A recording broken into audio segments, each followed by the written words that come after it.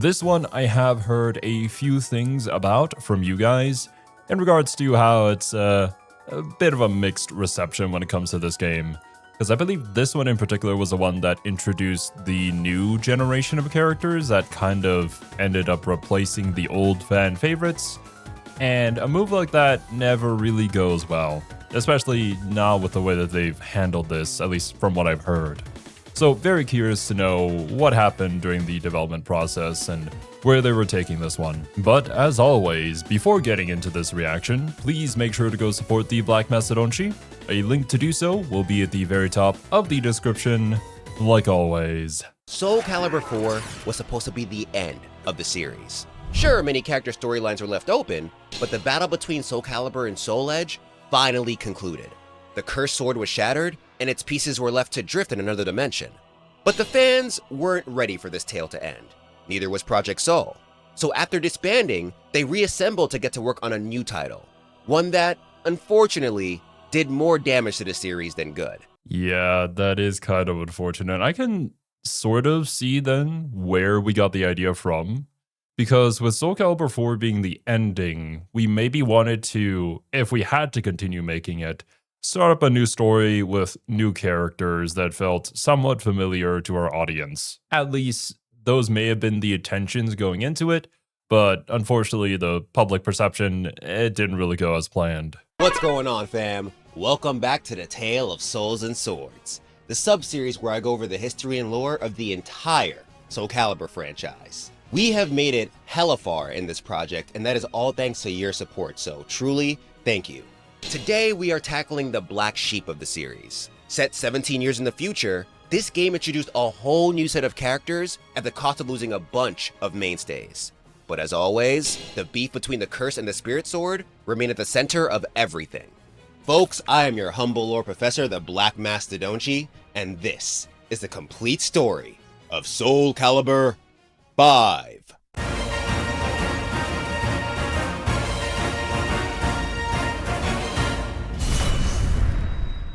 Soulcalibur 5. But first, I want to introduce you to a new way to watch videos just like this one. Sponsor. With Viture's new Beast XR glasses. Now I'm gonna be real with y'all. This content creator life has brought me in front of a lot of cool tech. But this is by far the coolest. Viture's XR glasses can connect to a wide range of devices, such as tablets, smartphones, video game consoles, and even laptops, to deliver a vibrant, immersive virtual display. It's basically like having a handheld external monitor just for you. And the Beast takes that to a whole new level.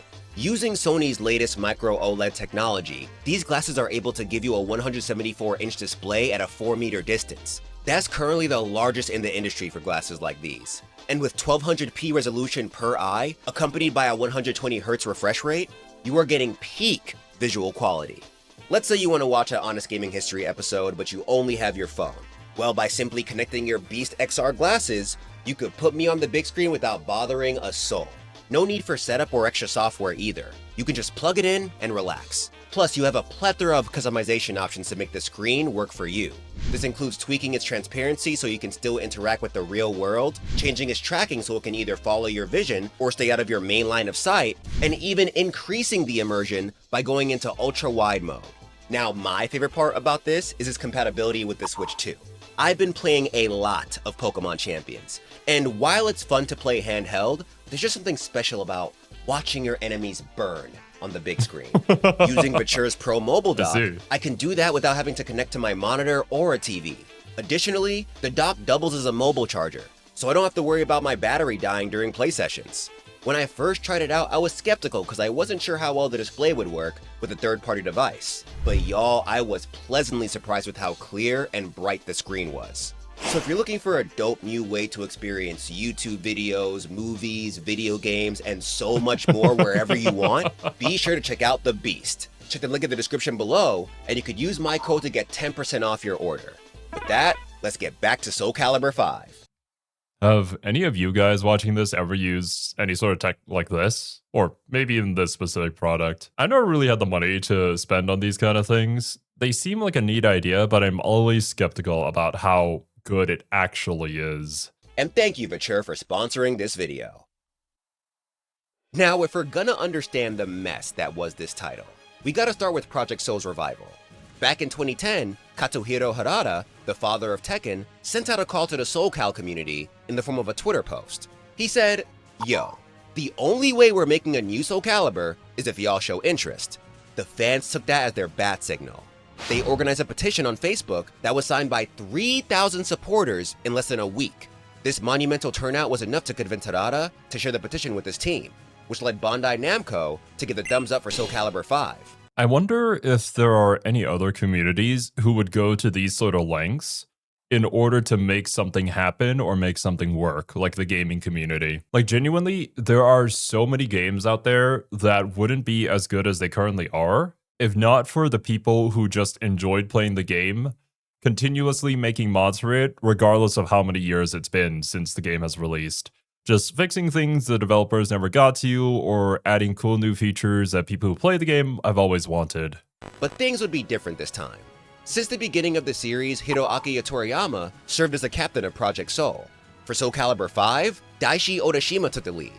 He was the designer who joined the team back in Soulcalibur 3, and my man was elated to be working on the series again. He even changed Project Soul's logo to symbolize this new era for the series. Once development started, this new era energy only grew stronger. As Odashima said in the new Legends of Project Soul book, Soulcalibur 4 and Soulcalibur Broken Destiny marked a sort of milestone in the main story. So Soulcalibur 5 was seen as the beginning of Part 2.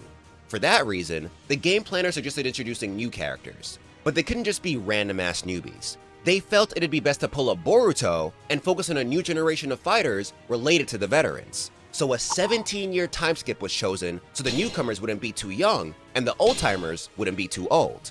Now, I think this was a smart idea. Soulcalibur 4 ended the main conflict of the narrative, so committing to a time skip would have given them the chance to close out the character stories that didn't finish while introducing all the new faces. Unfortunately though, that didn't happen. On paper, yes, I agree. It makes sense. I understand the thought process. But I think it really has to do with how you handle the old characters. Something that like Virtua Fighter 6 seems to be doing, seems to be the right approach, so far at least. Of course, the game has yet to release, so we'll have to see. But just from how they promoted the game, I feel like that's how you would want to go about it, instead of probably what Soulcalibur 5 did here. But we'll see the details as we go through the video. The thing about adding new characters is that you gotta get rid of some old ones. And there were a bunch of new characters being added. So, a bunch of fan favorites didn't make the cut. I'm talking about folks like Talim, Taki, Xianghua, and even Sophitia. To make matters worse, a lot of the veterans were straight up forgotten story-wise. Take the Korean trio, for example. Yes, we cannot do this. We cannot forget about the previous generation story-wise and just say, well, they went off and did something, I guess. Who knows? Instead of feeling like this cool baton passing of like from one generation to another for the fans, it just kind of comes off as, well, don't think about your old favorites anymore. Here are the new and quote-unquote improved versions of your old favorites, which it really isn't. Now, I'm not saying that all the new characters are bad. I don't know them yet. But still, people will have that nostalgia, that familiarity with the older characters that they love playing, and that attachment doesn't go away that easily. Yunsung, Sungmina, and Hwang. From what I could tell, they didn't even get mentioned in the game. Their fate was only vaguely explained with the new Legends of Project Soul. They did the same with Sophitia, which is crazy given how important she was to the plot. Yo. And if you tried to use arcade mode to get some type of lore on any of the cut characters, you'd be left disappointed. In Soulcalibur 5, the arcade mode was nothing more than a series of battles with no reason behind them. Bruh. They didn't even add the non-canon character endings that fighting games are known for. Instead of all that, the team created a story mode that was originally intended to combine everyone's tales into a single episodic narrative. And once again, I thought this was a solid idea. In 2011, Mortal Kombat 9 on paper, a lot of these things sound really cool. In execution, I feel like we didn't really pull it off. Completely changed how I saw fighting game lore with its cinematic story mode. Did it have its problems? Sure. But it was nice to see what everyone was actually doing without having to read some guidebook. With how deep the Soulcalibur plot got, a story mode like that would have done the game a buttload of justice. Plus, Project Soul teamed up with CyberConnect 2 to help with this mode. the same CyberConnect 2 behind Ashura's Wrath and the Naruto Ultimate Ninja Storm series. So visually and narratively... Don't know anything about the Ultimate Ninja Storm or whatever, but Asura's Wrath seems incredibly epic, and honestly, we've been talking about it throughout the entire series. I think the Soulcalibur lore could work very well for just a straight-up RPG. So going much more story-focused, and having all these character stories interweave with each other to create more of a world-building aspect to it, right? Where characters are doing things simultaneously, and it just makes the world feel much more alive. Narratively, this story mode sounded like it was going to be some heat. But remember, I said it was originally intended to contain everyone's story. What players got once the game released was only a fourth of what they had planned. A tale focused on Sophitia's children, Patroclus and Pyrrha. So I'm wondering if they just didn't have enough development time, that it was forced to get rushed out the door in the state that it was in. Maybe the scope of the game was too wide. There are so many games that I love that have that sort of problem. Like, the first one I can think of immediately is Fire Emblem Three Houses. There's quite literally a route that is just kind of tacked on, unfinished, because they didn't think that would be something people want to play. And so many features that they had originally planned that are just not there in the game. Just not enough time to make everything work. Probably not enough money into the project, or not enough investors willing to spend more in order to make those things happen. And to say folks despise these guys would be an understatement, but don't worry, we'll get to that soon. Odashima stated that the story was released unfinished due to a lack of manpower and time. Remember, Project Soul was reassembled around late 2010 for a game that wasn't supposed to happen, so I'm sure plenty of former members were off working on other projects. On top of that, Soulcalibur 5 dropped at the beginning of 2012, so the team had at most about a year to develop this game. Yeah, that's kind of insane, because usually I assume that they have some sort of development cycle while the previous game is ongoing, but we didn't have anything planned, so we have to completely start anew here. And yeah, that's going to create a whole bunch of issues, I'm sure. And I mean, the Japanese game developers are already overworked, and pushing them even more, probably not a great idea. There are some crazy people out there who make that shit sort of work, like SNK throughout its entire history, basically. But not everybody can be like them. Not a lot of time. All that turned the already unfinished story mode into a short, boring slideshow with a few cool cutscenes sprinkled in. The sad thing is, they actually had a lot of their assets finished, but they just didn't have the time to add them. To compensate for the lack of story content, the team did what they could to improve other areas of the title. Gameplay-wise, they introduced a critical gauge. It was essentially a super meter that increased from attacking and blocking. You could use 50% of it to enhance certain characters' moves using what's called a Brave Edge, and you could use 100% of it to perform a Critical Edge. Back from Soul Blade, this mechanic replaced Soulcalibur 4's critical finishes. In this game, they acted more like supers from Street Fighter. They didn't immediately end the round, and you could combo into them. Guard impacts were made more beginner-friendly. You didn't have to differentiate between lows and mids and highs anymore. One input handled all three. But it'd cost 50% of your critical gauge. In terms of extra characters, Project Soul chose Ezio Auditore da Firenze from the Assassin's Creed series as the guest fighter. They heard everyone's complaints about how the Star Wars characters didn't fit in Soulcalibur 4, so they went for someone who did. And Ubisoft worked closely with the team to make sure the assassin was done right. Dampierre from Soulcalibur Broken Destiny was also available as DLC, but for reasons we'll get into later, screw this guy. When it came to character creation, they pretty much just gave you more customization power. The most notable addition was a fighting style based on Devil Jin from Tekken. You could even recreate him as a custom character, technically making him a guest fighter too. So with the good and the bad, how did Soulcalibur 5 do?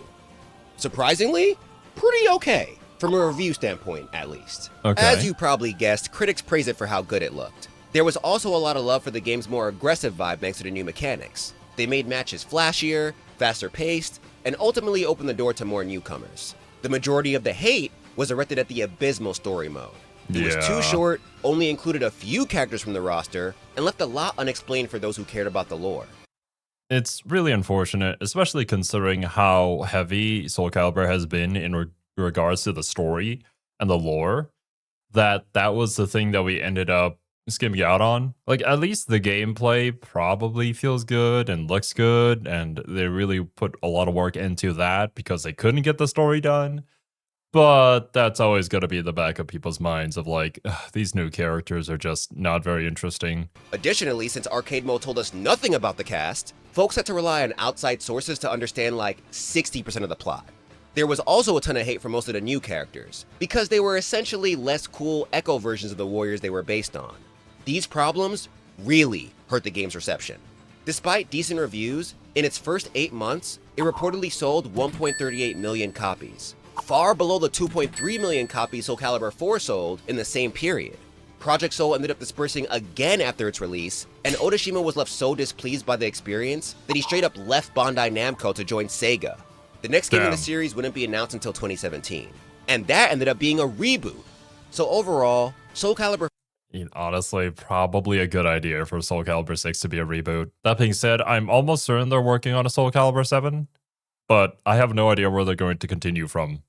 Probably, maybe make some sort of new timeline. Hopefully have some sort of rollback netcode. Like, please. 5 had the potential to be a superb game in the series, but time crunch and lack of manpower led to an unfinished product. Too many veterans were forgotten to make room for a weak cast of legacy characters. Maybe if Project Soul had the time to go as hard as they wanted to on the story, the mainstays could have gotten the exit they deserved, and the new guys would have gotten a chance to grow on us.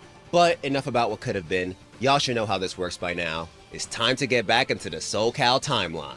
However, before we move to Soulcalibur 5 story, we gotta go over everything that happened within that 17-year time skip. Alright. Let's get started. Alright, we're gonna do this section a little bit differently compared to past episodes. Instead of going over each character's story one by one, we're gonna start at 1590, then discuss what happens year by year until we get to 1607. That way you can slowly see how the world changes as time progresses. I'll also add the period we're focusing on somewhere on the screen so that everything is easy to follow. But fair warning, there are a couple of cases where there isn't much clarity about when certain things happen. For those situations, I'll just place them in the spot that makes the most sense. Anyway, Soulcalibur 4 ended with Nightmare falling to the might of Siegfried. Both the Cursed and the Spirit Sword vanished without a trace, leaving Siggy to enjoy a little bit of freedom for the first time in a while. He returned home to be with his friends and mother. As for Strounsburg Castle, it's besieged by Wolfkrone thanks to Hilda and her army. But while they were away, the kingdom was robbed by Lord Gio Dampierre.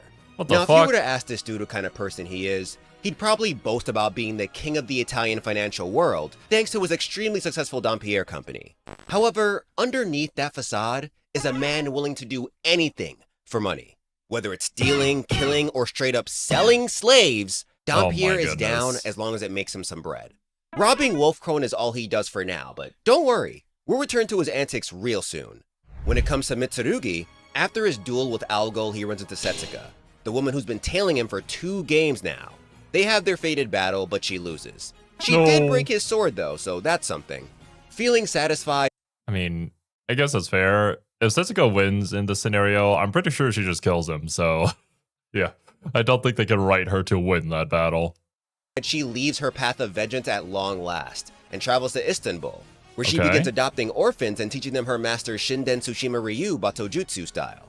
Cool. Back to Mitsurugi, the duel taught him that continuing to mimic others' techniques will only get him so far.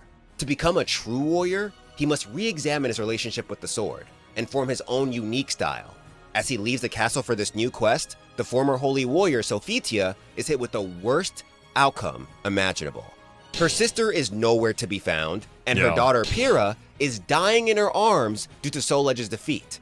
In a panic, she rips out the Soul Edge shard that was in her body and implants it in her daughter. This saves the girl's life at the cost of her own. Pyrrha was watching all that go down with the most... You're fucking kidding me? They just kill off Sophitia? Like, what the fuck? In the 17-year time skip, she is dead, bro. Oh, man. Maniacal smile on her face. She was feeling pretty depressed about Soul Edge's loss, but now she's got Pyrrha all to herself. She wanted this in Soulcalibur 3. It's too early for the assassin to take her under her wing though. Instead, she keeps an eye on her as the girl spends the next few years moving from one foster family to another. Oh, and Tira also steals Sophitia's Omega Sword and Elk Shield. She'll need them later. Elsewhere in Strounsburg Castle, we find Ivy. She ran into her father when everything went down in Soulcalibur 4, and managed to kill him, thank God. Nice. In doing so, her blade absorbed all the souls that Cervantes had within him. It becomes so powerful that new Legends of Project Soul suggests it may even be at Soul Edge's level. I love this for Ivy, y'all. After the shit her father put her through in the last game, like, you know, eating most of her soul, she deserves this win, even if it did lead to making a new Soul Edge. Thanks to the loss, Cervantes was thrown into Astral Chaos. While Ivy's leaving the castle, she notices the Astral Gate in the sky. She's been researching Soul Edge for a while, so she surmises that this is the dimension that it came from. If that's true, then the sword may not be down for good. It probably just retreated to rest. With that in mind, she heads back to her lab in England to conduct as much research as she can on the dimension. It's very likely that the only way to destroy the Cursed Sword is to destroy Astral Chaos. Now, something really cool about Ivy in Soulcalibur 5 is... I guess that makes sense, because that's like its realm, right? Where it draws power from, too. So really the only way to get rid of it for good is to destroy that realm, but like how would you go about doing that? Some sort of Big Bang? I don't know. It's like having a crazy idea of, I want to get rid of the warp in Warhammer 40k. I don't think that's happening. Her Player 2 fit was made by guest designer Mari Shimazaki, someone who previously worked on Okami, and get this, Bayonetta. Fam, that sounds like a match made in heaven. It does. Both characters have similar vibes, and you can really see the Bayonetta inspiration in the look. There were concerns about it not... I did peep in the comments before starting this video that somebody had apparently commented that the guest character for this game was supposed to be Bayonetta, but because they couldn't get her like unique hair text done in time for the game's release, they didn't go for her. Not sure about the validity, but that's what I saw. Fitting the time period, but I think it looks dope. Speaking of dope-looking characters, Maxi also made it to the castle and managed to kill Astaroth without Soul Edge. In the last game, this guy went through a crazy power-up, so the fact that Maxi beat him is insane. But as my GOAT, I'd expect nothing less. He leaves the place soon after, but Astaroth's story isn't finished yet. Remember that bonus character from Soulcalibur 4, Ashlot? She found the golem's corpse and took his core back to Fecal Sestimus. And guess who's running things again? Kunpetku. He was able to escape before Maxi's beating in Soulcalibur 3. With this core, he'll be able to achieve his true dream. Not only does it hold the memories of Astaroth, but it also contains the blood of the gods, making it impervious to mortal weapons. Kunpetku plans to use his core to mass-produce a bunch of Astaroths devoid of free will. Once they're ready, he'll send them out to battle and learn. His hope is that their power will grow to rival the gods, thereby turning him into a super god. Those are the book's words, not mine. Anyway, while the original Astaroth was catching the work, so was Voldo. Funny enough, it was Keelik who beat him. He used his sacred treasure, the Kali Yuga, to free Voldo from Soul Edge's control. Proud to see homeboy actually do something after so long. Yeah, right. He has the weapon to purify things, but I feel like this was probably the first time he's ever actually used it, at least in that manner, if I recall. But this is where his story gets a tad messed up. New Legends of Project Soul states that he and Xianghua end up confessing their love to each other. They experience happiness for a short while, but Keelik is still racked by guilt because of what he did during the Evil Seed incident. Plus, even though Soul Edge is gone, Astral Gates are appearing more frequently. He decides that he doesn't get to live a happy life, so he leaves Xianghua with his Divapara Yuga necklace and their unborn child. Now, on one side, I understand where Keelik is coming from a tiny bit, because he's just trying to make the world a better place for his love. And at this point, he doesn't even know that Xianghua's pregnant. But this man left her while she was sleeping. Keelik, communication is a vital part of any relationship. Holy shit, dude. Fucking get anime fathers, am I right? Can't you just, like, I don't know, talk? I guess communication, if it did happen in a good and healthy way, a lot of these issues wouldn't be there. So in order to have that issues, have those tensions, they have to fail in that aspect of communication. I suppose you could also say that he's like a warrior and whatnot. It's not really his thing, but still, like, common human decency, I guess. Why didn't you talk to her? She's always felt just as obligated to handle the whole Soul Edge problem. If y'all talked about this, y'all could have figured something out together. But nah, he ends up leaving to handle these Astral Gates by absorbing their energy with his staff. In doing so, he slowly starts forming links with the Lost Souls in the alternate dimension. This teaches him the fighting styles of Algo's most trusted warriors from the past, which is why he's a mimic character in Soulcalibur 5. Unfortunately, this also infects his body with the power of Astral Chaos. If he continues, he may succumb to its power. Meanwhile, poor Xianghua is forced to return to her home in the Ming Empire alone, where she's hit with even more bullshit. The head of her family's pissed that she came back with a bastard child. Her mother did the same thing. So he commands that she kill the child and then marry into an honorable household. Xianghua begs for her kid's life, but the old man's not trying to hear it. Thankfully, General Yan Wu Jin offers to be her husband, provided the child is allowed to live. The Chai family head agrees after much convincing, leaving Xianghua to marry someone she doesn't want to, all cause her man abandoned her. The fuck? Going back to Voldo, he returns to the money pit only to find it ransacked. His time away left it open for countless thieves to fill their pockets, so he immediately leaves to retrieve his master's riches. Now the last big thing to happen this year occurs in Japan. Here we find the Fuma clan finally getting the redemption arc it deserves. Y'all remember Chie, the girl from the Fuma who fell in love with Li Long? Well, both she and Taki end up returning to the clan. Yeah, I know Taki went to a Strinesburg castle in Soulcalibur 4, but I couldn't find anything on what she actually did there. I'm guessing she sensed that Soul Edge got destroyed, decided to let Siegfried live, and return home.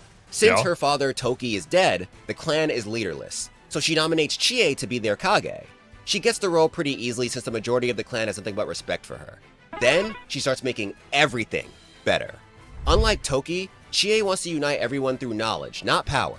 So she considers the opinions of the whole clan, even the lowest ranking ninja.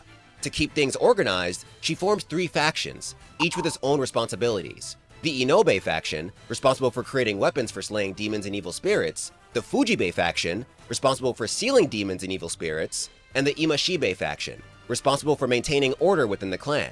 And remember how she was pregnant with Li Long's son? Well, the kid's a full-fledged ninja now. His name is Ricky and he's part of the Fujibe faction. As for Li Long, I have no idea where he is. He gets 1 entry in New Legends of Project Soul, and he's also in the Fuma relationship chart, so I'm gonna go ahead and assume that he's alive and chilling with them. He's doing his thing. Now, after 3 games, we can finally leave this cursed year and move on to 1591.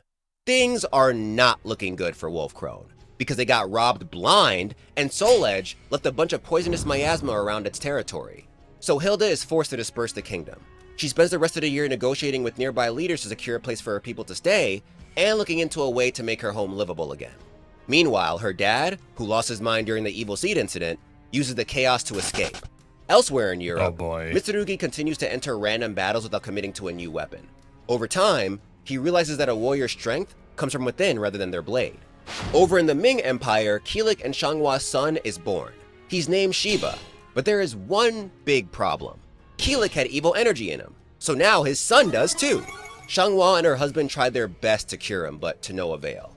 They could have used that Divapara Yuga shard Kilik owned, however Xianghua tossed that shit out of anger before she even returned home. In desperation, she turns to Edgemaster to cure her kid, but he ain't got time for that. So he introduces her to someone we haven't mentioned for a minute. Kong Xiu Chang, Shanghua's long-lost father. He tells her about her sister Xianglen and promises to protect his grandchild with his life. With that, Xianghua leaves her son in Xiu Chang's care, with seemingly no intentions of seeing the kid again.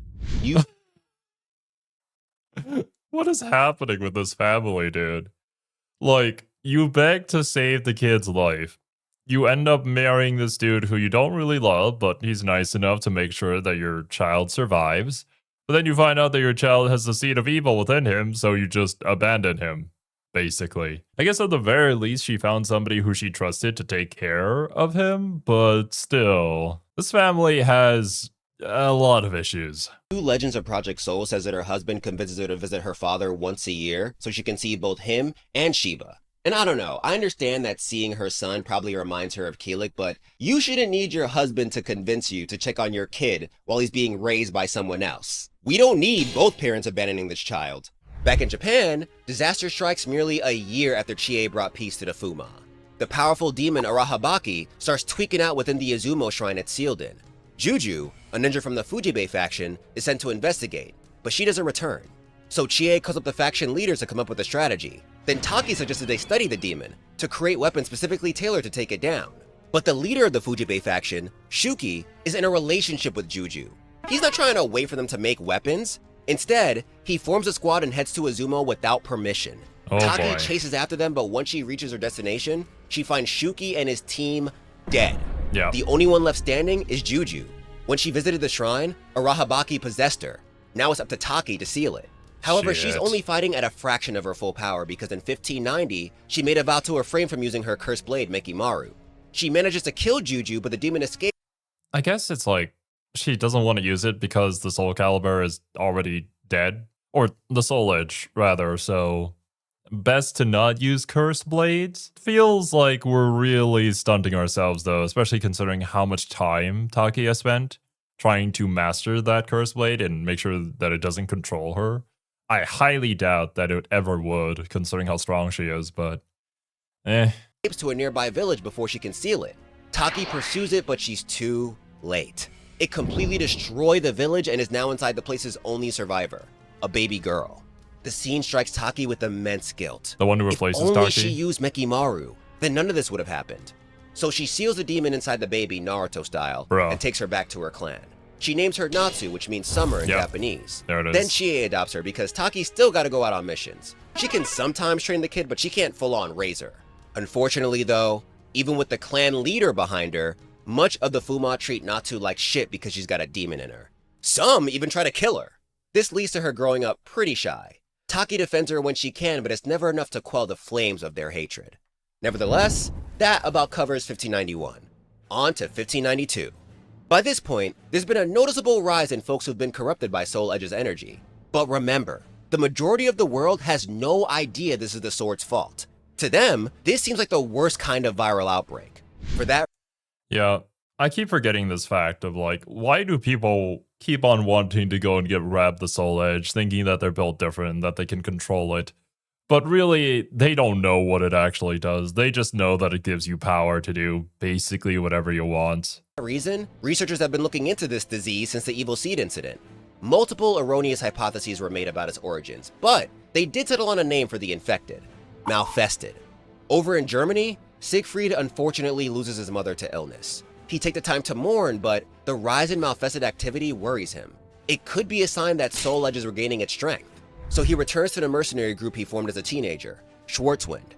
Since his departure, his old friend Salia Oschmidt led the group. Now that he's back, their new goal is to protect the innocent from the Malfested. And to show their determination, they adopt the phoenix motif for their armor, symbolizing that they will always rise from the ashes to fight against Soul Edge. In the Ming Empire, Xianghua gives birth to her first child with Yan Wu Jin. Giving me some serious Band of the Hawk vibes right there. Yan Leisha. She grows up reading the 4 classical Chinese novels and hearing all about her mother's adventures. This eventually fills her with the urge to go on a grand journey of her own, but we'll get back to that later. As for her son, Shiba, Xu Chang starts teaching him breathing techniques to handle the evil within. After some time, they travel to the Lingshen Su temple.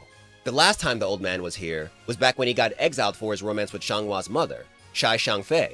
Here, Edgemaster tells him about what went down during the Evil Seed incident, including the fate of his poor daughter, Shanglen. In response, Xu Chang cries out in despair, then devotes himself to putting the angry spirits here to rest. As for the last major event of this year, we have Hideyoshi Toyotomi's invasion of Korea. Just as in actual history, his plan was to conquer the Joseon dynasty, aka Korea, and eventually the Ming Empire. But he failed thanks to the leadership of Admiral Yi Sun-sin and the strength of Huang Song-gyung, Sung Mina, and Hung Yeon-sung. Gotcha. And I know I mentioned this before, but I truly think it's fucked up that this is how we say goodbye to these guys. The Korean warriors didn't even get a full page dedicated to them. Just this little section right here. It's like, oh yeah, you're probably wondering what happened to these guys, so... Yeah, they did a thing. Here you go. It's foul treatment for characters who have been in multiple Soulcal games now. Anyway, let's jump ahead to 1595, the year when Soul Edge officially returns. See, it didn't really break and vanish at the end of Soulcalibur 4. Just like in Soulcal 2, its shattered pieces were spat out into the real world by Astral Chaos. Followers of the Cursed Sword spent the last few years collecting its fragments. Now it's strong enough to return. But this is where things get a little confusing. Unlike the last 2 games, Soul Edge decides to possess someone again. On the low, Inferno has been doing some research on how his possession abilities work. He learns that when he doesn't have a host, he's only able to muster up a fraction of his true power. However, the world isn't full of people like Siegfried who are strong enough to handle all his energy. So he attempts to return in a weaker body to see if he can still maintain his strength. The one he chooses is one of many backups he kept stored in the basement of a Strinesburg castle, the body of the vampiric fencer, Raphael Sorrel. Now, the game doesn't straight up say that Raph is Soulca's host, but the developers hinted at it. Nightmare's new look is bat-themed, and when he's not wearing armor, he looks just like Raphael.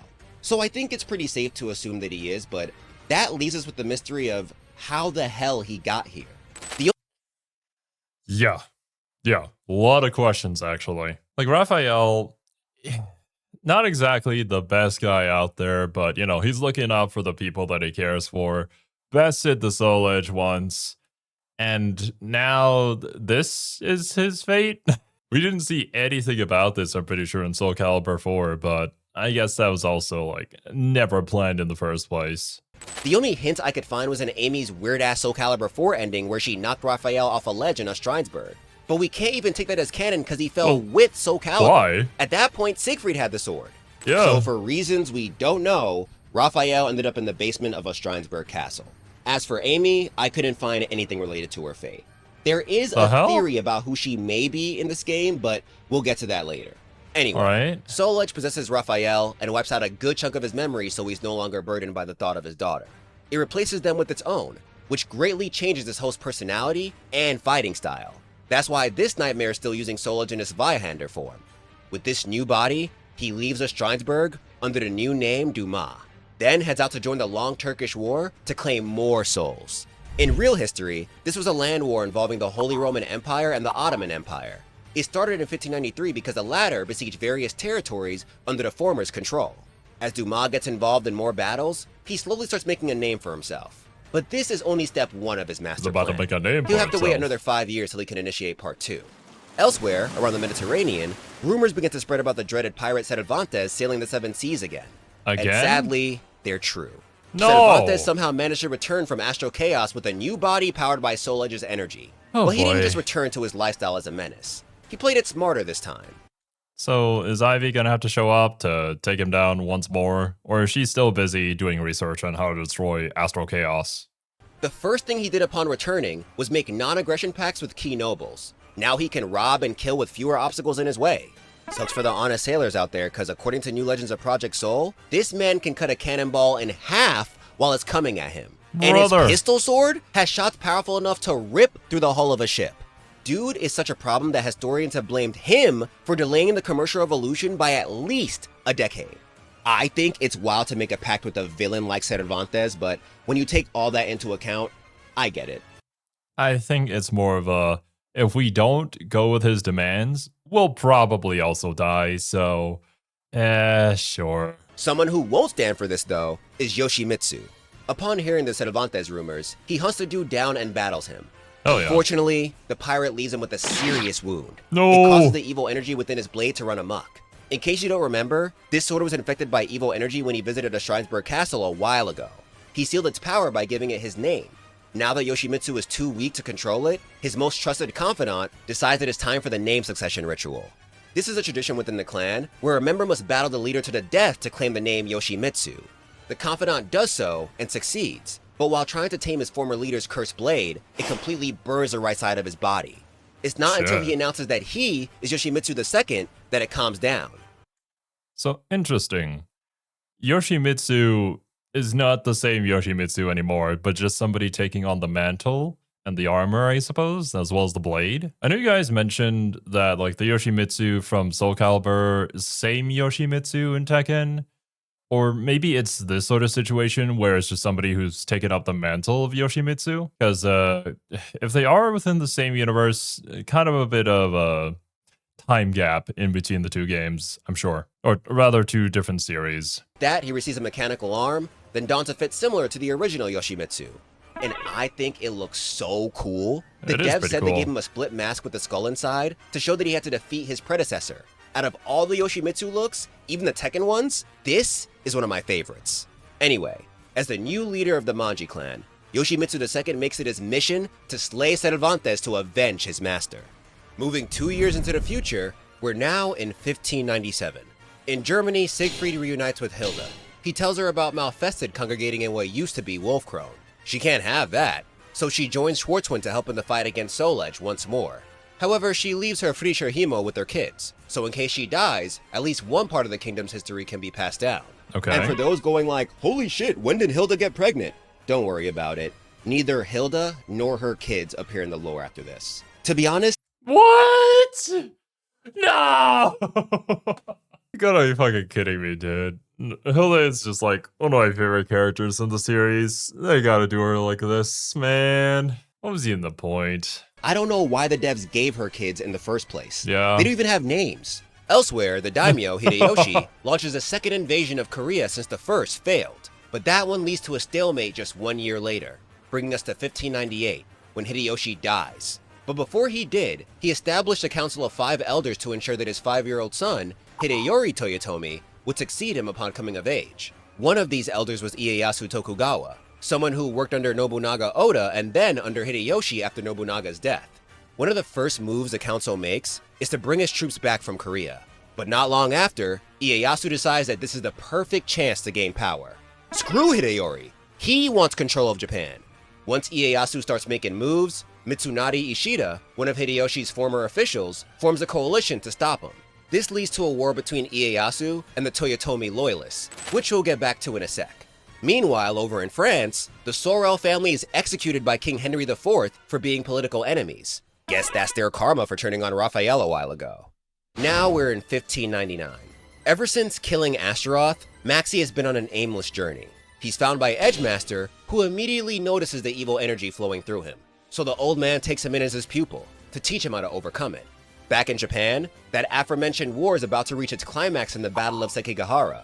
Mitsurugi hears about this upcoming skirmish and its importance to the future of his home, so he returns to Japan to take part. By this point, the fighting style he's been working on is way more developed, so he finally decides to buy a sword.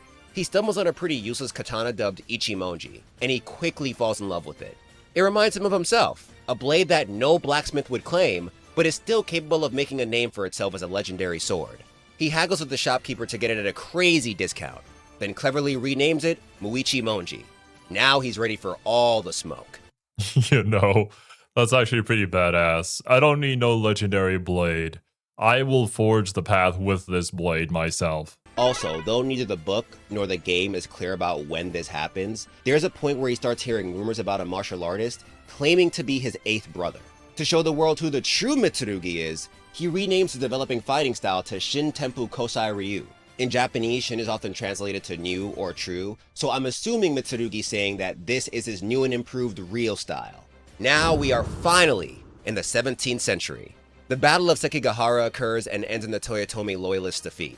And unfortunately for Mitsurugi, he made it to the battlefield too late, so he's left to chill in Japan for the time being. Bruh. In Europe, Dumas' battle prowess earns him the attention of the Holy Roman Emperor, Rudolf II.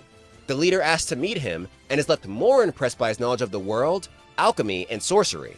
And this is once again based on a true story. Emperor Rudolf II was known for his deep interest in astronomy, philosophy, and the arts. Turns out he spent more time looking into that than actually leading his empire. Dumas manages to gain so much favor that Rudolf appoints him as a Count or Graf of Hungary. That puts Nightmare in charge of a whole country. Yeah, probably not the best decision, but I've likely mentioned this several times throughout this series. It's just really cool how we interweave real-world history with Soulcalibur lore. It's a pretty unique way of going about this quote-unquote fictional universe, but I think it also makes a whole lot of sense for being able to base off your characters off of a certain time period.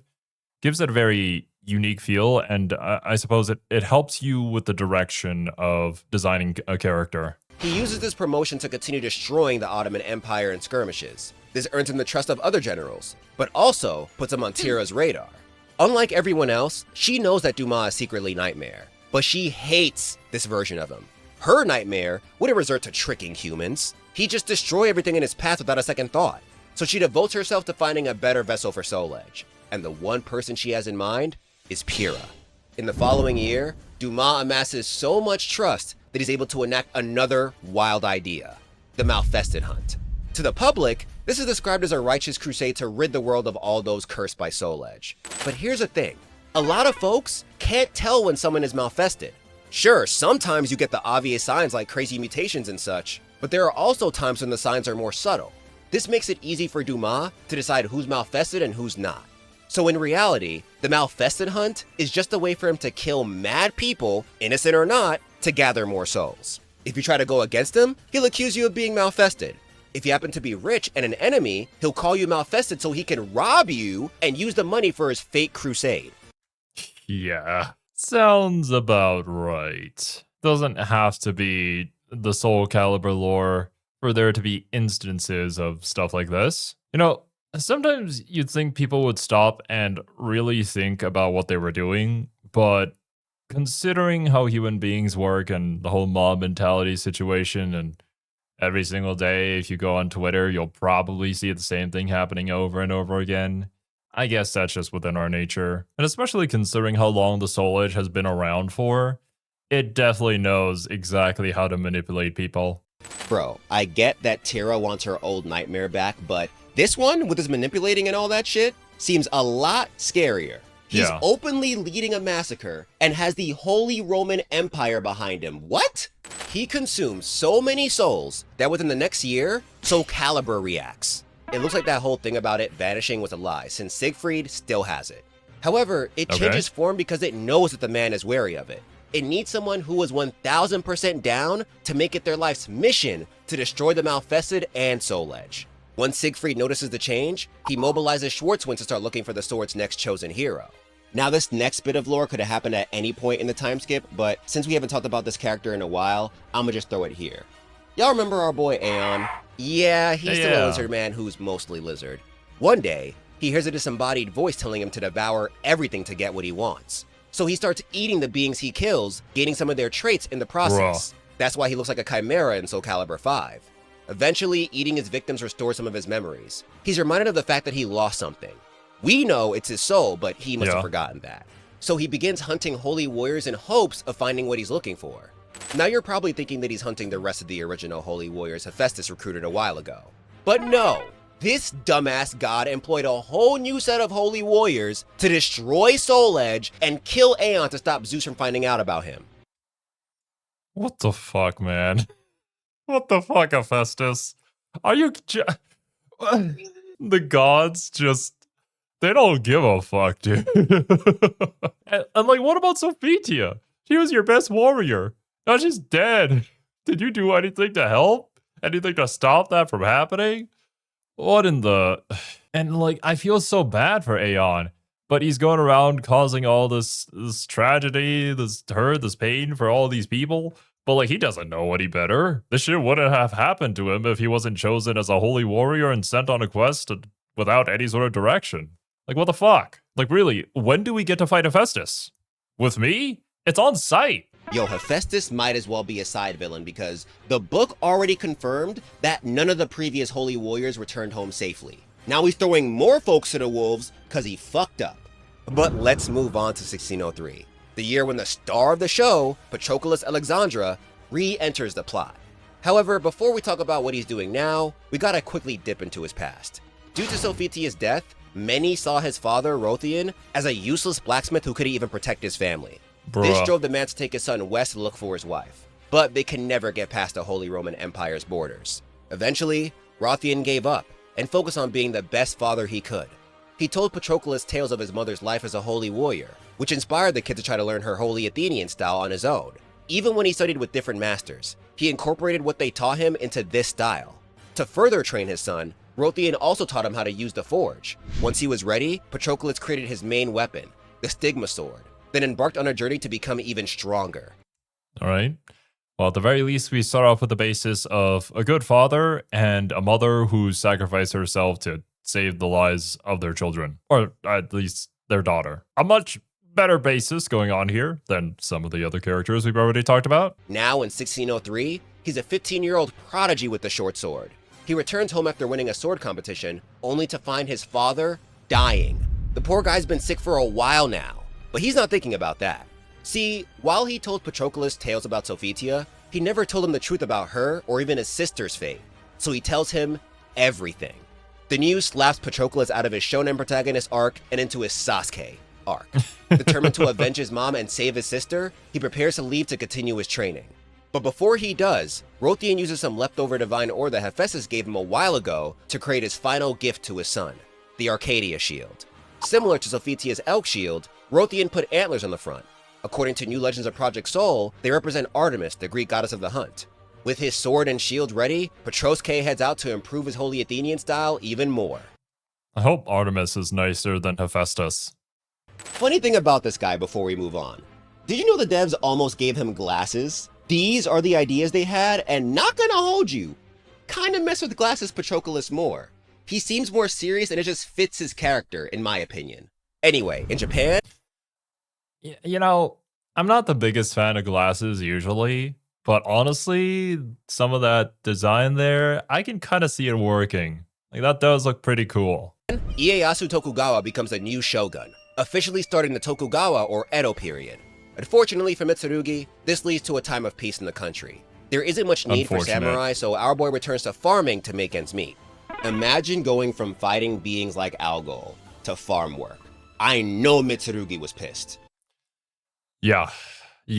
One can only imagine. There was a very similar situation to this, but on a very different scale, let's say, that had happened in Battletech, where a lot of these, well, to not go too much into the lore, a lot of these soldiers who had fought in this great big war to reclaim their land, their galaxy, I suppose, is more accurate. A ton of them sacrificed themselves in order to make it happen. It was a very incredibly long war, but once they won, they were kind of cast out from that place because of politics and whatnot, and forced to go out into the farther regions of the galaxy to find a new home planet. Ended up becoming farmers, tried to make a living for themselves, but unfortunately, when you're born a warrior and you've been in a war for that long, trying to go back to living a normal life just does not work. And so this whole like army that had once been unified ends up tearing each other apart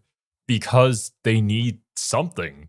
They need that conflict, right? It's really all that they know, and their entire lives has been this. So they end up splitting apart and becoming a bunch of these like groups of the space barbarians, let's call them. But yeah, it's super unfortunate that that's what happens, that a warrior's entire purpose is, well, to go to war.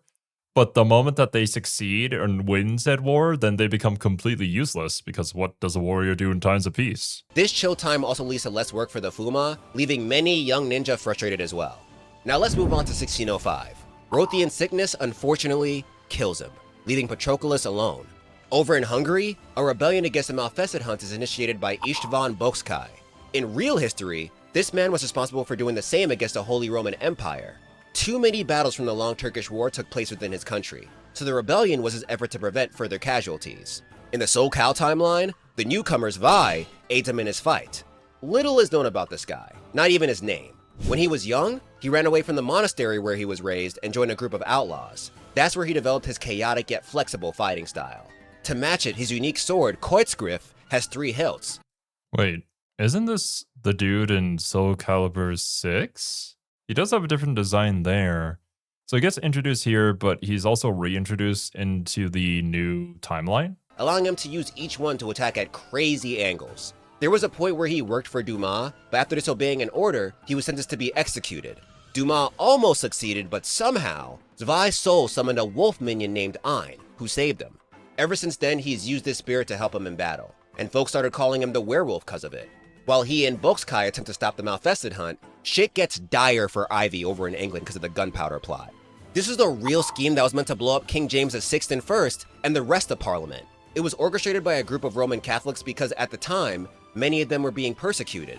Their hope was to kill the king and increase tolerance for Catholicism. However, the plan failed and ended up making things worse for Catholics altogether. In the Soulcalibur universe, I guess the plot involved alchemy since it led to alchemists being persecuted. As one herself, Ivy is forced to flee to Prague to continue her studies. Thanks to over a decade of research, she learned a great deal about Soul Edge's home dimension. It was actually she who named it Astro Chaos. Once in Prague, she gains financial aid from the Holy Roman Emperor to continue her studies. The following year, in 1606, the Treaty of Vienna is signed, turning Bocskai into the Prince of Transylvania. Then, with the help of Emperor Rudolph's brother, Matthias, they managed to bring the Long Turkish War to an end. However, Dumas isn't done collecting souls. In 1607, he convinces Rudolph II to expand his army so he could continue the war against the Ottoman Empire under the guise of his Malfested Hunt. And yes, you heard that right, folks, we are finally in the year where Soulcalibur 5 takes place. However, we have a couple more details to go over before we hop into the actual story. Upon hearing about Dumas' war effort, bitch-ass Gio Dampierre rushes over to Hungary to try and sell weapons to the Count. Over in Transylvania, Bulk's guy is killed by his malfested chancellor. This is where I'm assuming Zwei leaves his side to escape from Dumas' wrath. New Legends of Project Soul isn't really clear about when his journey starts, but since he worked with the Prince of Transylvania during the rebellion, his leaving after his death makes the most sense to me. Sadly, Dumas makes his departure a living nightmare by relentlessly sending assassins after him. Folks from the villages he visits give him the side-eye because of the number of assailants he's forced to kill. Then everything changes when he meets the final newcomer, the fortune teller Viola. This woman is more mysterious than Zwei. Her earliest memory was waking up in an encampment that had just been attacked. That's where she found her Quator Orbis, a tool that helps her see the future. Since then, she's made a living telling people's fortunes. However, due to her lack of memories, she doesn't really know how to talk to people. She'd be completely honest about their future, even if it was bad. So she usually got kicked out of towns because folks couldn't handle the truth.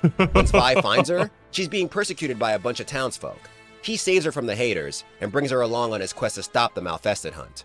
With her around, defeating the assassins is easy since she can warn Zwei before they even appear. I mean, yeah, who wouldn't want somebody like that there with them? But I wonder if it's a premonition thing or like a destiny sort of thing that you can't change something. But they probably don't go into too much detail there. Now, the game theory with Viola is that she's actually Amy. This comes from the fact that her design, especially her unused concepts, is very similar to Amy's. Yeah, especially with the introduction of her being amnesiac, not really knowing where she came from, nor where she's going. You could insert a previous character into this role, give her a new name, new style. The theory makes sense. I don't know if it's ever confirmed, though. Additionally, Nightmare groans after defeating Viola in-game. Why would he groan unless Viola brought back memories of his long-lost daughter? However, take that with a grain of salt because Project Soul has said nothing about this connection. Eventually, Zwei and Viola... And I mean, well, I don't think she's a character in Soulcalibur 6. Amy is there. Maybe she won't ever be coming back. If we get more entries in the Soulcalibur series, that is. Would be a bit of a shame, though. Her design is pretty cool. Viola ran into Siegfried and Schwarzwind. Since they have the same goal, the mercenary group takes them in. As thanks, Zwei agrees to help them find the next vessel for Soulcalibur. Around the Mediterranean Sea, we reconvene with Voldo. It's been 17 years, but he finally got all Verci's treasure back from those thieves. He feels his job isn't over yet, though. He's no longer Malfested, but Soul Edge still has a hold on him. He returns to seeing the sword as his master, and enters the world again to find it and bring it back to the money pit. On the shore of the Black Sea, Vigo Sestimus finally completes their Astroth clone project. They unleash a bunch of them on the world, and they immediately head west for the smoke. Oh, and did I mention that they started making lizard men again? Because they did. Of course. Bro, I feel so bad for the people of Hungary. They already have Nightmare over there causing havoc, but now a bunch of Astroths and lizard men are on their way to make shit worse. Now let's jump to Bavaria to catch up with Pyrrha. This girl's life has been complete shit. As I said before, she never really had a family. Every time she got adopted, her foster family would mysteriously die, and I'm assuming that was Tira's handiwork. As a result, people usually called her a harbinger of misfortune, so she grew up timid, always trying to avoid confrontation. One day she was kicked out of someone's home only to be found by Gio Dickhead Dampierre. Oh my god. And this guy tricked her into being sold at a slave auction. What? Bro, how is this man so evil? At most, I thought this guy was going to be some cartoonish villain. Like the kind of likable, curly mustache wearing dude who comes up with dumbass schemes that always fail. I mean, his design looks like that, but never mind, bro's actually a menace. But nah, Dampierre is a true menace. Fortunately, she's saved by a nobleman named Jurgis. He found out the auction was illegal and brought cops to raid the place. Afterward, he took her in, and the two quickly fell in love. In 1607, he asks for her hand in marriage, and our girl Pyrrha happily accepts. For years, her life has been nothing but travesty after travesty. But now, she's marrying the man of her dreams. Yeah, that must have been awesome. And he's got bread. Until he dies here in a second, I'm almost certain. Sadly, Pyrrha doesn't get to have nice things. On the same night Jurgis proposed, she finds him dead. However, this death is special. It's a goddamn sky burial. In case you don't remember, this was the Bird of Passage's special killing method that involved brutalizing the corpse and carving a message in their chest. For Jurgis, it says, I love Pyrrha. The poor girl breaks down upon seeing it. And because she's the only one at the scene, the cops blame her for the murder. Bro, nothing good could ever happen. What the fuck? Is she Spider-Man in this series? Little do they know that Pyrrha was the culprit. Yeah. She spent the last 17 years making Pyrrha's life miserable, all for this moment. Thanks, if Tyra. our girl doesn't want to get executed, she's gonna have to kill her way out of here. And the more people she murders, the stronger the soul edge fragment inside her becomes. As Pyrrha waits in her prison cell, Tyra appears and hands her mother's old weapons. Then she pulls out the soul edge fragment she owns. It reacts with the one in Pyrrha's body, then knocks her into a trance. We'll get into what she does in said trance in the next chapter.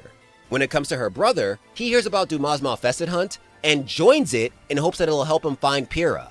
Over in the Ming Empire, Yan Leisha, Shanghua's daughter. Well, once again, it's like the perception of that versus the reality of it is quite different. So you can't necessarily blame the characters for not realizing. Is celebrating her 15th birthday. Her younger brother, Lei Xin, somehow found Keelik's Divapara Yuga necklace that his mother had thrown away years ago. He gives it to her as a present, but once she shows it to Shanghua, her mom freaks out. This gets her even more curious about the thing. She takes it as a sign to start the grand adventure that she's always been dreaming of. So she runs away from home to find out the truth behind the necklace. Early in her quest, she gets into some trouble, but is saved by Yoshimitsu II. Last time we saw him, he was chasing after Cervantes. Sadly, he still hasn't found him. After saving the girl, he takes her to the Fuma clan cause, fun fact, he used to be a member. There, Leisha asks around about the Divapara Yuga necklace. Nobody has any answers for her, but she does catch the attention of Natsu. At this point, she's a full-fledged ninja thanks to Taki's training. She also learned how to use the power of the demon inside to aid her in battle. Thanks to Taki boosting her confidence, she went from being a shy little girl to now being a rebellious teenager. The clan never stopped treating her like shit though, so she grew to ignore them. Thanks, However, clan. when she meets Leisha, the girl treats her with respect. Even after finding out that Natsu's got a demon inside her, she remains friendly. Sadly, the young ninja doesn't know anything about Leisha's Divapara Yuga fragment, but she does want to hang out with her more. Plus, Taki traveled to the west after hearing rumors about Toki's return, but it's been months, and she still hasn't come home. So Natsu was looking for a reason to head out and find her anyway. With their goals somewhat aligned, Natsu decides to travel with her new friend to the west to find her old master and learn more about the necklace. As for Yoshimitsu II, the Fuma's blacksmith Enkai notices the evil energy emanating from his blade. Worried, he gives him another sword to use. He then tells him not to rely on his old master's blade. His hatred for the man who killed Yoshimitsu I is filling it with dark energy. If he wants to control it, he needs to quell these negative emotions first. Over by the Lingshen temple, we find Shiba completing his training with Edgemaster. But how did he get here? Well, Shiba loves food. While Xu Qiang was raising him, he taught him a more unpredictable version of Ling Shensu's rod style, but the kid only used it to hunt for game on his own. His appetite became such a problem that his grandfather had to sign him up for betting matches. If the challenger lost, they'd have to give Shiba food, but if they won, the young martial artist would have to do whatever they demanded. He racked up a ton of wins until he accidentally challenged Edgemaster. Shiba lost horribly, and the old man insisted that he train under him from then on. Now, after 6 months, his training is complete. Edgemaster just out here collecting new apprentices. But I guess that's why he's the Edgemaster. And that's actually really funny that he loves food so much, so we just set him up to do these battles and bet food on him having to do anything that the winner decides. It's crazy. So Edgemaster introduces him to Maxi. In case you don't remember, he's been training here since 1599. He now has his evil energy in check and is back to being his old dandy self. He even learned to appreciate the soul edge shard within him because it stopped his aging. Though he's actually 45, he still looks as cool as he always has. When Maxi finished his training, Edgemaster told him about Keelik. Absorbing all of Astral Chaos's energy into Kali Yuga will eventually destroy him. He needs to be found so they can give the rod to a worthy successor. That's where Shiba comes in. With the two introduced, Edgemaster sends them together on this quest to save Keelik. However, I'm pretty sure Shiba has no idea what's going on. He's just tagging along for the food and because of the bet he lost. Exactly. I was about to say, as long as there's food involved, he'll probably go. He's like such a shonen protagonist. I think there's like a specific archetype, or maybe it's an era of shonen protagonists who all just love food so much. While on their travels, they run into Leisha and Natsu. And since they're all heading west, they decide to stick together for the rest of the trip. Returning to Edgemaster, he heads out into the world soon after, cause Algol is back. Yeah, after his draw with Mitsurugi, he returned to Astro Chaos and got even better at manipulating its power. I'm assuming he's the main reason why Astro Gates have been opening up erratically over the last 17 years. Makes sense. Speaking of Mitsurugi, he ends up running into a swordsman who mentioned Soulcalibur. The farmer remembers that Algo used a replica of that sword in their battle, so the guy must have returned. Excited to face his rival once more, he sells his whole harvest to travel west and find him. I mean, yeah, he's probably looking for a reason to do it anyways. This is good enough of a reason. Hell yeah, there's a fight. And that, my friends, is everything that happens in the 17-year time skip. As for the non-canon stuff involving Ezio, he just somehow teleported here, fought a bunch of folks, then teleported back to his timeline once everything was said and done. Now it is finally time to talk about what the hell actually happens in Soulcal 5. Okay, I know there are probably a few of you who are still reeling from that last chapter. I get it, it was dense with lore, but don't worry, I have good news. Sort of. The majority of that shit isn't even touched on in the story mode. All you need to remember are the following things. What was even the point? Duma is Nightmare and the Malfested Hunt is a lie. 2. Patroclus joined the Malfested Hunt to fight for justice and look for his sister. 3. Pyrrha was framed for killing her fiancé and is now a fugitive. 4. All of Schwartzwind, including Zwei and Viola, are fighting against Dumas' forces and looking for a new wielder for Soulcalibur. And 5. Maxi, Leisha, Natsu, and Shiba are on their way to the west. Yeah, I wasn't joking when I said Soulcal 5's story only covered like 40% of the lore. But now that I think about it, that might have been too generous. I'll leave you guys to judge once we finish. Regardless, our tale begins with Patroclus fighting against some Hungarian rebels. And from frame 1, I think it's pretty clear why fans didn't like this guy. You're pale and filthy. You must be a Malfested as well. Bruh. No, my lord. I am not one of them. Is that so? Kills him anyways.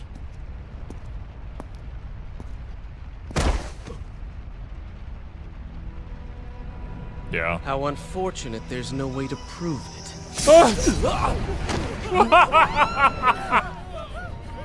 The man is killing people knowing that he has no proof that they are Malfested.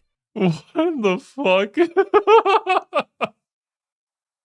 This is how you introduce a new character? Really?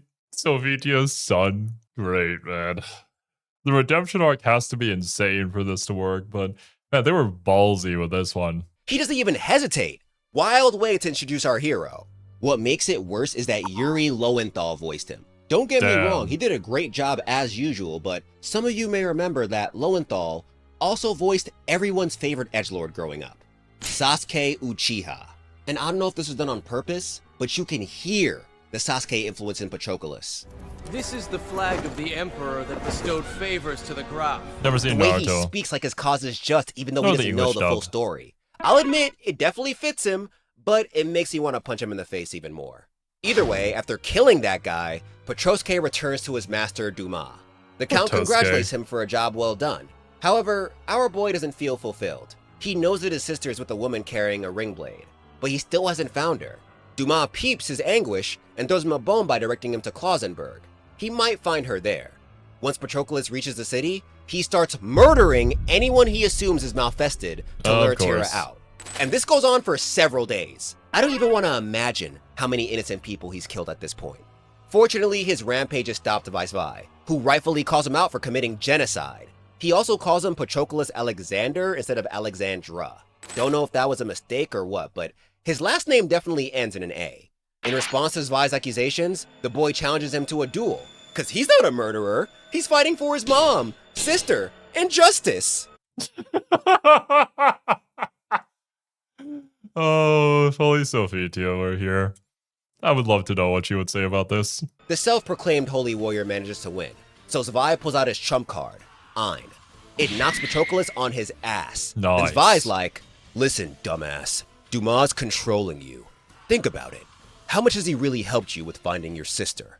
With that, he leaves. Patroclus, now filled with questions, rushes over to Dumas and pushes him for more information about his sister. But the Count's like, bro, you thought I cared about your sister? Fuck your sister! Damn. She's probably dead somewhere anyway. Enraged, Pat Tennyson tries to come at him, but the Count throws a wild Voldo at him. Remember, the poor contortionist believes that Soul Edge is his master now. After taking him down, Patroclus leaves. Without Dumas or his dad, he's got nowhere to go. He's just gonna have to find his sister on his own.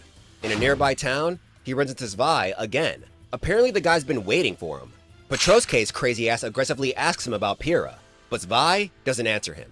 Instead, he brings him to his captain, Siegfried. Once the kid meets him, the old knight breaks the ice by tossing him Soulcalibur and challenging him to a fight. Okay, Siegfried, I understand you're looking for a new Soulcalibur vessel, but you don't even know this guy. You just gonna let him test drive the sword because Zwei said he's a good match? That whole we speak with our fist nonsense is cute when y'all have regular blades, but you just gave Patroclus a weapon of mass destruction. Y'all could have at least questioned him a little bit. But I can certainly see Siegfried being kind of, this is just Siegfried. This is just what he does. All these people are just so down for the smoke that they don't really take into consideration common sense like that. Regardless, Patroclus beats the knight, proving that he is worthy of the sword. Siegfried then regales him with the story of the blade and how he used it against Soul Edge 17 years ago, blah blah blah. But all Pat gets from that is that he can use it to better slay the Malfested. He doesn't care about destiny or actually fighting for justice. Hell, he thinks Nightmare is a myth. After the story, Siegfried asks him to join Schwarzwind so they can fight together. Patroclus would rather not, but he changes his mind when the knight offers to help find his sister. With that, the fake holy warrior leaves, with Zwei and Viola acting as his chaperones. However, unbeknownst to them, one of Tira's watchers was keeping an eye on them throughout the whole conversation. But we'll get to that later because we gotta return to Pyrrha's situation in Bavaria. Last we saw her, Tira knocked her into a trance with a fragment of Soul Edge. In that state, she killed countless individuals to escape from prison. Now she's freaking out in the middle of the city with her mother's weapons drenched in blood. Tira walks in like, "Girl, it's not your fault. You were just trying to defend yourself. Now pick up this sword and kill more people." And though she doesn't want to, the poor girl is forced to do exactly that. Thanks, Also want to add here that Pyrrha has no battle experience. Her fighting style is to flail around in hopes that something will hit. However, since her weapons are still blessed, the divine buff boosts her accuracy. I mean, yeah. Wasn't that Sophitia's whole situation too? Like, she was the daughter of a baker, right? Not exactly a warrior, but somehow it still managed to work out. I think Cassandra is much the same, but I could be forgetting something here. After defending herself some more, Pyrrha continues to break down over killing people. She never wanted this life. She was supposed to get married, but Tira pulls up and tells her that she's Malfested. This is what they do. The girl doesn't want to believe it, but Tira doesn't give her much of a choice. Eventually, once she notices that Pyrrha is reaching her limit, she brings up Patroclus, the brother she never knew she had. She then waves the thought of meeting him in front of her like a carrot, motivating her to kill more people. Now, I've already said my part on Patroclus, but when it comes to his sister, I don't know. I find her a bit more compelling. I get that folks didn't like how indecisive she was, but given her story, it makes sense. She was raised alone and didn't even know who her real family was. Worse yet, Tira killed her caretakers over the years without her knowing. Going through all that, I understand why she's scared of her own shadow. I feel that if the story had focused more on her path, it could have been better. Watching a girl go from Malfested to hero is something I could root for. But watching Patroclus Uchiha go from bloodthirsty dickhead to a little bit less of a dickhead, not so much. Yeah, honestly, I could kind of agree with that. If we start the story with the sister and just having all of this, it would make us wonder, okay, who are you? What happened? Why are we here? What's the backstory like? And as that slowly gets revealed, I think a lot of the early things that have been done will start to make sense. And I think the indecisiveness can be sort of forgiven because it's understandable, right? But I'm assuming the story doesn't go that path or doesn't convey these things well enough for the player to understand. Like, a story doesn't have to reveal every single thing about a character, but just give us enough to infer more about a character over time until you finally get that reveal and all these things sort of click together. But there are certainly limits to it, whereas with Patroclus doing all these things, it's a little much. It's kind of hard to have some sort of redemption arc after that. How much do you have to do? It's a little more understandable with the sister because she was not under control of herself. Patroclus was kind of a dick.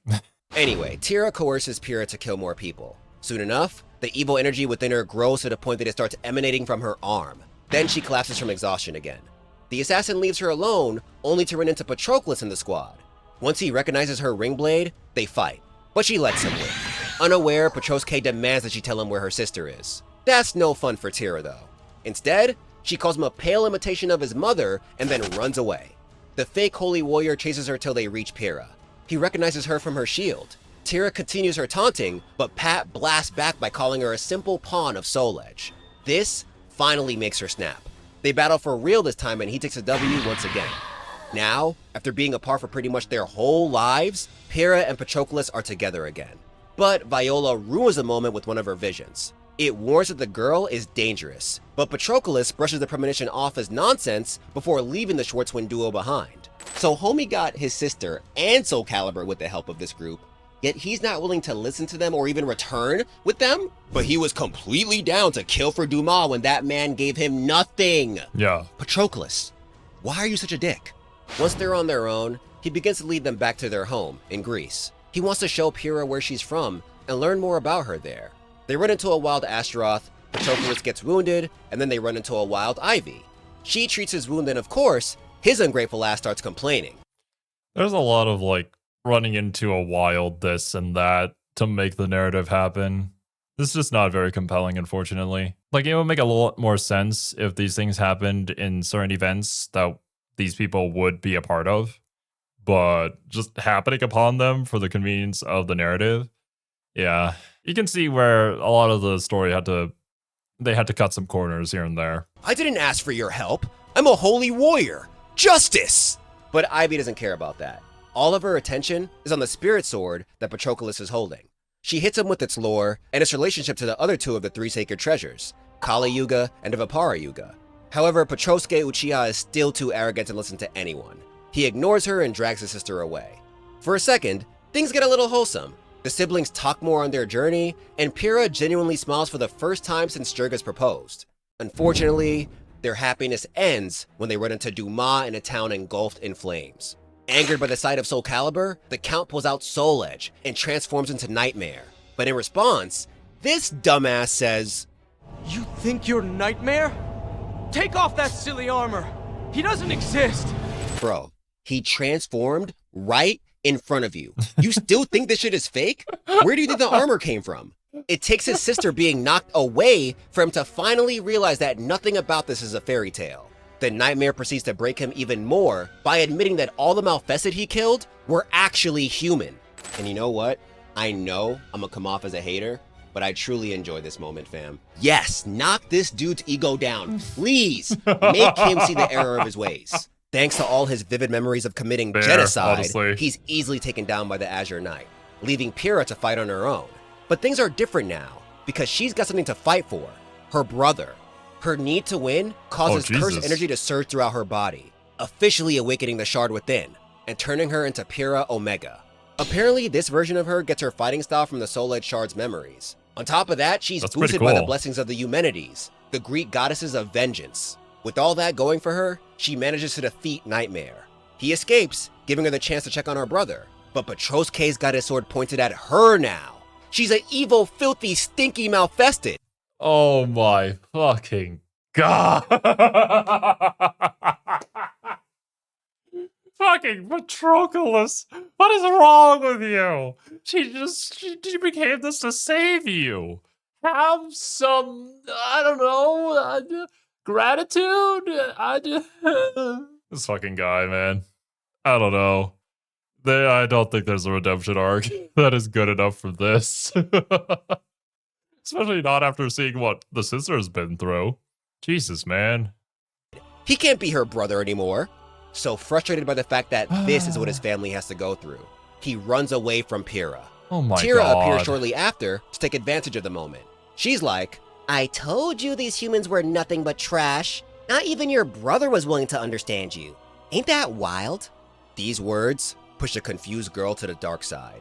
Now she believes Tira is the only one she can trust. So they're about to go on the craziest killing spree to power up Pyrrha's Soul Edge fragment. Elsewhere, we find everyone's least favorite brother returning to Schwartzwind. Since his sister's transformation, he's been aimlessly traveling through Europe. He pulls up to Zwei crying about what he's been through. And honestly, I'm surprised the guy didn't come at him for abandoning him and Viola. I mean, yeah. The fact that they're still willing to listen to him and talk to him despite all the bullshit that he's done, kind of crazy. They're very nice people. Instead, he leaves to fetch Siegfried. While he's gone, Soulcalibur appears before Patroclus as an avatar named Elysium. Because the sword can read one's soul, this form looks just like Sophitia. Unaware of that, Patroclus assumes that the avatar is actually his mom. Elysium tells him that he must revive Soulcalibur in order to save his sister. He doesn't know what that means, but if it can save Pyrrha, he'll figure something out. Afterwards, Siegfried pulls up with an ultimatum. He's down to let him stay with Schwarzwind, but only if he devotes himself to killing Nightmare and the Malfested, even if that means slaying his sister. Patroclus hesitates to answer, which convinces the captain that he's no longer worthy enough for Soulcalibur. He reaches for it, but the young warrior refuses to give it up, cause it's his sword! So Zwei steps in to take it by force. One grudge match later, and Patroclus is on the floor, along with Soulcalibur. And folks, the scene that follows is where it hit me. Zwei, whether the devs planned for it or not, is one big-ass JoJo's Bizarre Adventure reference. I mean, bro has a stand. I thought this was pretty obvious. He uses Ein like a stand and has the moon tattooed on his chest, similar to how members of the Joestar line have the star birthmark. Yep. Anyway, while he beats the brakes off Patroclus, he gives him some tough words of encouragement. By the end, the fake holy warrior realizes how wrong he was for abandoning his sister. Soulcalibur feels a change in his soul, then transforms again, this time into a single-edged blade with a sheath. Zwei hands it to him, saying that this is the blade that he used to fight with. Soulcalibur's transformation into it proves he should stick with it rather than trying so hard to copy his mom. But as I'm saying this, you're probably wondering what the hell Zwei's even talking about. When did Patroclus ever use this sword? Well, according to New Legends of Project Soul, it looks like it was sometime after his dad told him the truth about his mother and sister. He ended up going to Istanbul where he ran into Setsuka. Remember, she's been here since 1590, teaching kids her master style. Patroclus became one of her students after being impressed by her skills, and he quickly excelled. However, Setsuka made the mistake of telling him to leave his path of vengeance. She saw herself in him and grew to love him like a son. She didn't want to see him lose his soul. But in response, the kid threw a fit and left her. The common L Patroclus? He even abandoned the technique she taught him out of spite. The book goes on to say that he readopted the Shinden Tsushima Ryu Bato Jutsu style because he realized he was just running away from the motherly love Setsuka was trying to give him. And I think that could have made for a powerful little moment for Patroclus over here. However, the game doesn't even attempt to mention any of this. We don't even get a quick flash of Setsuka before he grabs a sword.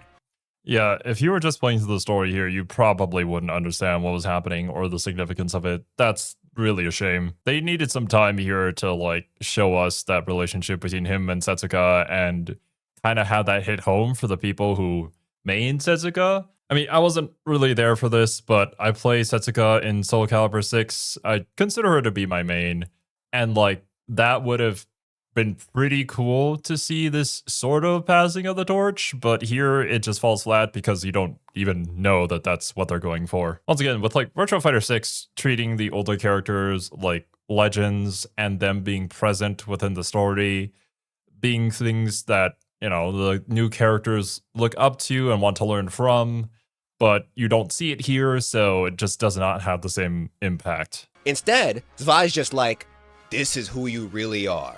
And we're just supposed to accept that with no explanation. Now, don't get me wrong. I think it's cool to use extra media to provide added lore. Stuff like the Maverick Hunter's Field Guide is dope. But when it comes to moments like these that make no sense, you gotta explain it in the game. Without that Setsuka lore, this seems like they just made him change his style to add Alpha Patroclus as a completely separate character. External media is good for adding additional lore, but if it's necessary to understand the main story, it should be within the same piece of media. You can't rely on external media for everything. But I digress. The boy uses his new Soulcalibur to mop the floor with Zwei. Siegfried then returns to hear the kid's answer to his last question. In response, he says that he plans to save his sister no matter what. He'll accomplish that by doing what Elysium said and resurrecting Soulcalibur. None of them know how to do that, but Patroclus remembers Ivy mentioning that the 3 sacred treasures are needed to unlock the sword's true power. Sigi accepts the plan and sends him off to Vienna to find her. After searching for some time, he does. But because this is a fighting game, they must battle before she gives up any information. Once he wins, she tells him the story of Kielik, Xianghua, and Maxi. The last time she saw all the treasures together was when they stormed Ostrheinsburg back in Soulcalibur. With that, he leaves to go searching for these guys. But this interaction with Ivy and Patroclus reminded me of something. Y'all remember how Ivy had to abandon her Soulcalibur quest because she had cursed blood? Well, if that's the case, how is Patroclus using it right now? In case y'all don't remember, Sophitia found out that her dark energy transferred to them because they both went berserk over a Soul Edge fragment. However, upon looking it up in New Legends of Project Soul, it seems they retconned that. The book says that Pyrrha absorbed all the dark energy since she was born first. So I guess Patroclus was lucky. Anyway, he searches for the original Soulcalibur trio for a while, till he enters the city of Dijon. There he finds Laicia, Natsu, Shiba, and Maxi. He peeps that Laicia owns a fragment of Divapara Yuga, and Shiba owns the Kali Yuga, which means their whole quest to the west happened off-screen. Crazy that was left out. Patroclus asked them if he could use their treasures. The answer should have been no, because they don't know this man. But Laicia thinks he's cute, so they battle it out to see if they can trust him. Patty Cake beats all of them, even Maxi, which I'm choosing to believe is not canon. Then they decide to help him. Together they head to Prague to meet Ivy, where she performs a ritual to empower Soulcalibur. Elysium is summoned once more, but something ain't right. Mother. You've done well, Patroclus. So this will cure Pyrrha's malfestation and she'll be human again? Malfested are the supreme evil of this land. Eliminating them and their source, Soul Edge, is our purpose in this life. Not necessarily we are the benevolent. ones to protect this world's order. There's nothing to worry about. Soulcalibur and I will make you stronger. Take up your sword. Kill them all. Good boy. I am so proud of you. Yeah, that boy gone. You see his eyes? Yeah. As Soulcalibur's soulless puppet, he meets Pyrrha on the battlefield and kills her. Elysium appears afterward to congratulate Patroclus for a job well done. Now, he will remain her vessel for the rest of his life. But this isn't the end. Sometime later, he wakes up in Astral Chaos, where he meets Edgemaster. Then somehow, by asking to get a do-over, the dimension sends him back in time right before the resurrection ritual. What? The only explanation I have for y'all is that Astral Chaos exists outside of space and time. So his wish somehow manipulated the dimension's chaotic energy and sent him to when and where he needed to go. The fuck, man. I hate this shit. It's like all those regressor manhwa out there. I know it's going to happen, so I go back in time. Like, a lot of the good ones, I do read them, and I do enjoy them. But they know what they are, and they're not trying to be serious about it. But, like, with Soulcalibur, I don't enjoy this type of storytelling for Soulcalibur. It's not what I've come to expect of the series. Like, yeah, it makes sense. It's kind of like the Warhammer 40k war bullshit, and, like, things will happen without much explanation because that's just the nature of this other realm. But still, we really didn't have to put this here. I guess they just wanted a reason to have the two face off against each other and for you to kill her so that there could be some sort of dramatic moment. I don't like the story development or like the redoing of it by going back in time and shit like this. Either that or Edgemaster did it. With the knowledge he has, I wouldn't put it past him to understand the power of Astral Chaos. Yeah. Once he's back in Ivy's lab, the ritual goes as planned. Elysium appears, and this man is still calling her mother. Dude, she wanted to kill your sister. That's not your mom. Fortunately, he defies her this time. He gives his whole monologue about how he wants to wield Soulcalibur with love rather than vengeance, and how he wants to build a world where his sister will be accepted. Elysium listens to the whole thing with the biggest stank face. She doesn't want to hear this heroic babble, so she traps him in Astral Chaos. Patroclus travels through the dimension for what seems like days. He meets Edgemaster again, and the old man gives him some advice to get out of here. He can't let Soulcalibur push him around. He's got to impose his will on the sword. While he figures that out, Schwarzwind launches an attack on Dumas and his forces. Zwei ends up facing the Graf, and he actually wins by himself. He throws the man off a cliff, leaving Soul Edge up for grabs. But out of nowhere... Oh, shit.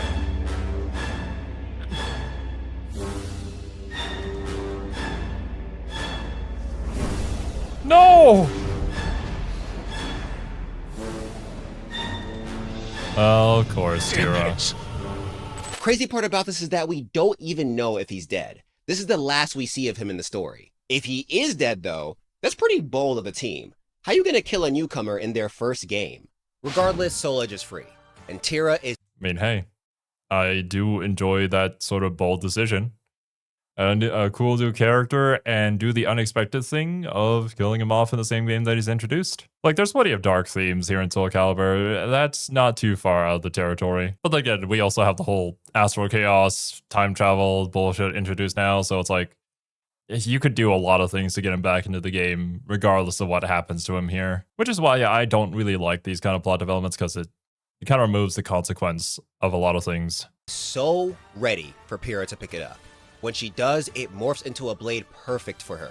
The poor girl then promises to feed it more souls as long as it stays with her forever. Little does she know that her little brother's on the way to save her. He finally manages to cut his way out of Astral Chaos and find Pyrrha, thus initiating yet another clash between the two swords.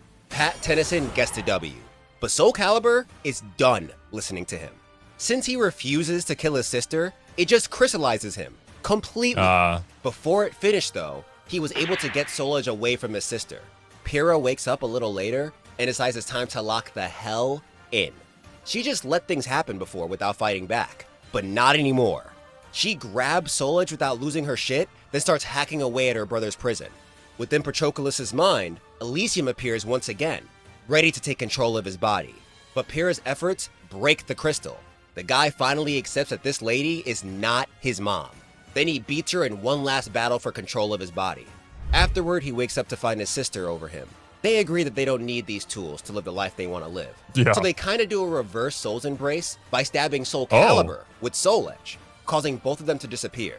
Then Patroclus shows that he truly accepts his sister by embracing her in her Malfested form for the first time. With that, they walk hand in hand into the sunset, bringing the story of Soulcalibur 5 to a close. Okay, with the ending, I could see what they were trying to go for. It's just the beginning and the journey there that unfortunately didn't really make this feel that impactful.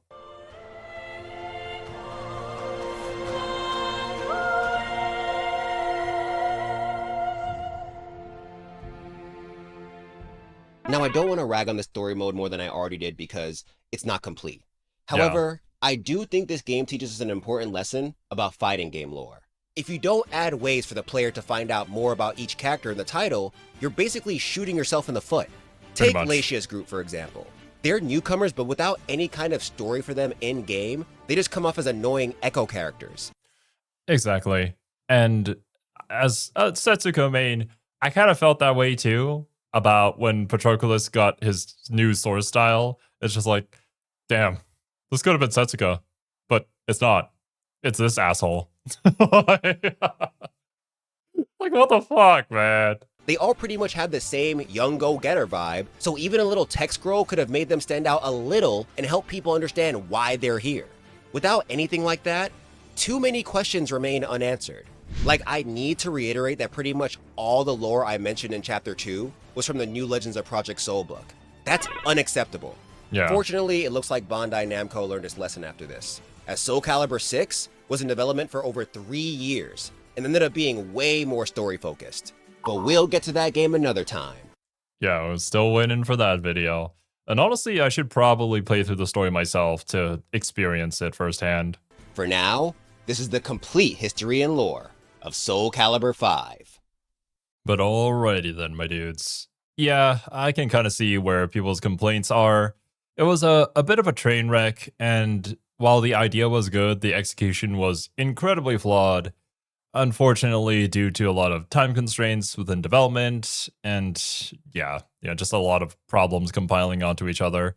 It's really unfortunate that it happened to Soulcalibur, but at least from what the Black Plus Adachi has said, Soulcalibur 6 does it a lot better, and hopefully in the future we get a Soulcalibur 7 that continues to improve upon the formula. But yeah, thank you guys so much for watching. Hope you guys enjoyed your time here, and hope you have a wonderful rest of your day, and I will catch you guys in the next one.